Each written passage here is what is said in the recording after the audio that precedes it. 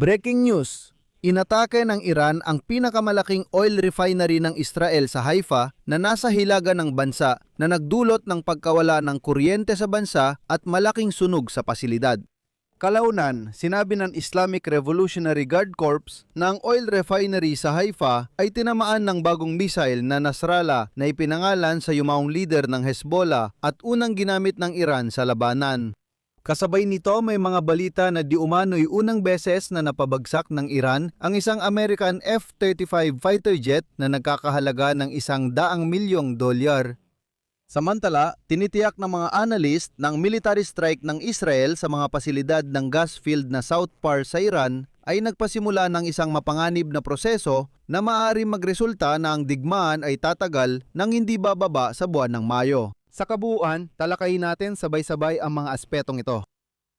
Ako si Alexei Pichi, talakayin natin ang paksang ito. Pero bago tayo magsimula sa episode na ito, hinihiling ko sa inyo na mag-subscribe sa channel na ito, mag-like at mag-iwan ng kahit anong komento sa video na ito. Malaking tulong ito sa mga algorithm ng YouTube para maipakita ang episode na ito sa mas maraming manonood.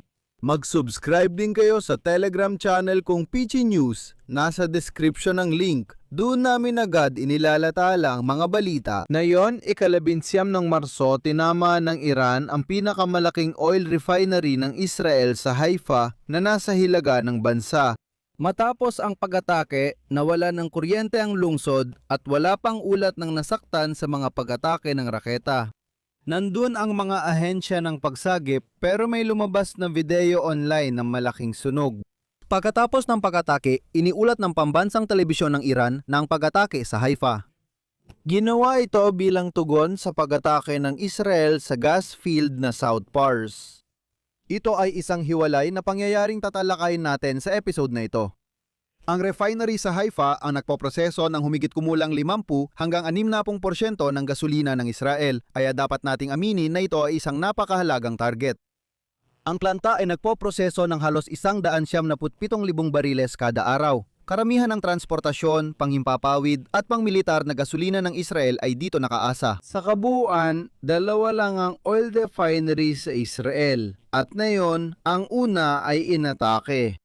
Ipinahayag ng IRGC na tinamaan ng bagong raketang Nasrallah, ipinangalan sa namayapang leader ng Hezbollah, ang oil refinery sa Haifa at ito ang unang gamit ng Iran nito sa labanan. Noong Marso 18, inanunsyo ng Iran ang mga pag-atake sa malalaking oil at gas facility sa tatlong bansa. Matapos ang mga pag-atake sa gas processing plant sa South Pars Field sa Iran, nagbabala ang IRGC ng Iran ng posibleng ganting aksyon. Sinabi ng IRGC na balak nilang magsagawa ng mga pag-atake sa 4 na oil at gas facilities sa Saudi Arabia, United Arab Emirates at Qatar. At nanawagan sila sa mga autoridad ng mga bansa na lumikas ang mga manggagawa ng mga pasilidad, pati na rin ang mga residente ng mga kalapit na lugar. Ipapaliwanag ko rin dito na ang South Pars ay ang pinakamalaking natural gas field sa mundo na matatagpuan sa hangganan ng Iran at Qatar sa Persian Gulf. Sa madaling salita, ito ay extension ng North Field gas field ng Qatar. Dito, syempre, sa Iran, ito ay tinatawag na South Pars. Ang Qatar, ikalawang pinakamalaping tagagawa ng liquefied natural gas sa mundo, ay napilitang itigil ang produksyon dahil sa drone attack ng Iran. Kamakailan lang, inatake ng Iran ang pinakamalaking tagagawa ng LNG sa mundo na syempre matatagpuan sa Qatar. At ngayong araw, ang punong direktor ng Qatar Energy na siya ring ministro ng enerhiya ng Qatar, si Saad Al-Kaabi, ay naghayag na ang mga missile strike ng Iran ay nagpatigil sa 17% ng kakayahan ng Qatar sa pag-export ng liquefied natural gas. Abutin ng 3 hanggang 5 taon bago ito maibalik at sa panahong yon, halos 13 milyong tonelada ng LNG kada taon ang mawawala sa operasyon. Ayon sa kanya, 2 linya sa 14 na linya ng produksyon at isa sa 2 planta ng pagproseso ng gas patungong liquid fuel ang nasira at narito ang pahayag mula kay Al-Kaabi. Kahit sa pinakamalalang panaginip, hindi ko inakalang ang Qatar at ang buong reyon ay masasailalim sa ganitong uri ng pag-atake lalo na mula sa isang kapatid na bansang Muslim sa buwan ng Ramadan. Ayon kay Al-Kabi, dahil sa mga pinsala, mawawala ng 20 bilyong dolyar na taon ng kita ang bansa. Nangganip ang supply para sa Europa at Asia. Ayon sa Qatar Energy, maaaring kailanganin ang hindi bababa sa 26 na bilyon para sa pagkukumpuni. At ngayon, tinitiyak ng mga analista na ang pag-atake ng militar ng Israel sa mga pasilidad ng gas field na South Pars sa Iran ay nagdala ng digmaan sa isang panibago at mas mapanganib na antas. Matapos gumanti ang Tehran ng pag-atake sa pinakamahalagang infrastruktura ng enerhiya sa rehiyon ng Persian Gulf, nagmadaling magpahayag si Trump na hindi na muling aatake ang mga puwersa ng Israel.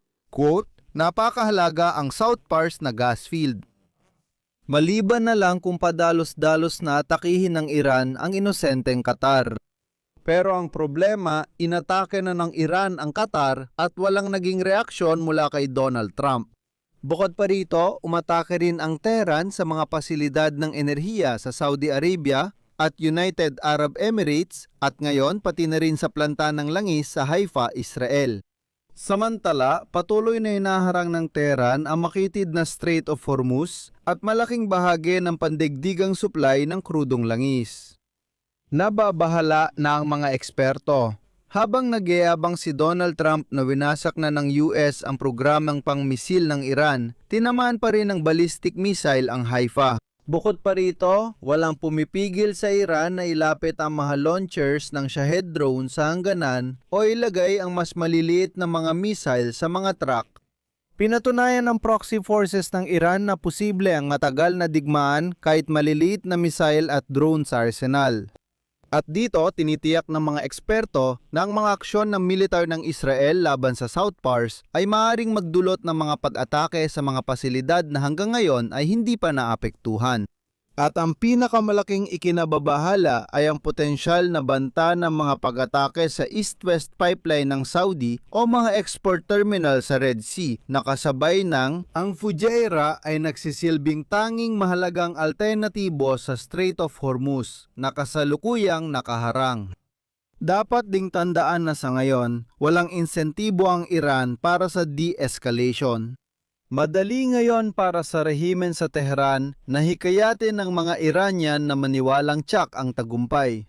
O, kunwari ay hindi maiwasan ito. Ang totoo, ngayong araw ang 5th generation na American stealth fighter jet F-35 ay nasira at napilitang mag-emergency landing sa isang base militar ng US sa gitnang silangan. At ayon sa opisyal na pahayag ng tagapagsalita ng Central Command ng US, Kapitan Tim Hawkins, ang eroplano ay nagsasagawa ng combat mission sa teritoryo ng Iran at napilitang mag-emergency landing. Nilinaw niya na ligtas ang paglapag at buhay ang piloto.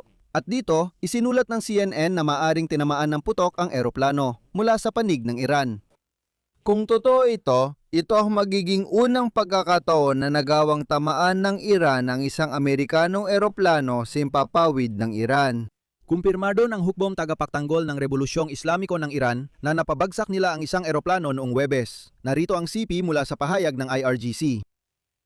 Ang F-35 fighter jet ng hukbong Amerikano ay napabagsak kaninang alas 2:50 ng umaga gamit ang bagong advanced na air defense system ng Aerospace Forces. Malaking pinsala ang tinamo ng hukbong tagapagtanggol ng Rebolusyong Islamiko ng Iran. Nangyari ang insidente habang naglalabas ng pahayag ang mga opisyal ng Amerika ukol sa tagumpay ng kampanyang militar. Sinabi ni kalihim ng depensa ng Estados Unidos na si Pete Hegseth na tiwala ang Amerika na sila ay nananalo at ang mga sistema ng depensa laban sa himpapawid ng Iran ay, ayon sa kanya, ganap na napatahimik. Ngunit, nais ko lang banggitin na sa mga labanan ay kasali ang F-35 ng Amerika at ng Israel at ang halaga ng isang ganitong eroplano ay higit sa $100 milyong. At hanggang sa kasalukuyan, wala pang naiulat na kaso ng mga ito na napabagsak o napinsala ng kalaban. Hanggang dito na lang muna, ibahagi ang opinyon at konklusyon ninyo sa mga komento. Mag-subscribe, pindutin ang kampanilya at mag-like sa channel. Kung naging interesante at kapaki-pakinabang sa inyo ang episode na ito at gusto ninyong suportahan ang aming YouTube channel, maaari ninyo itong gawin sa pamamagitan ng kahit anong donasyon. Madaling mag-subscribe o maging sponsor sa YouTube, nasa video description ang mga link. Pwede kayong mag-subscribe o maging sponsor gamit ang button sa ibaba ng video o iscan ang QR code sa inyong screen. Ito ang pinakamaginawang paraan para suportahan ang aming channel sa pamamagitan ng isang beses na donasyon. Lubos akong magpapasalamat sa anumang suporta mula sa inyo. Yun lang po, ingatan ninyo ang inyong mga sarili. Paalam sa lahat.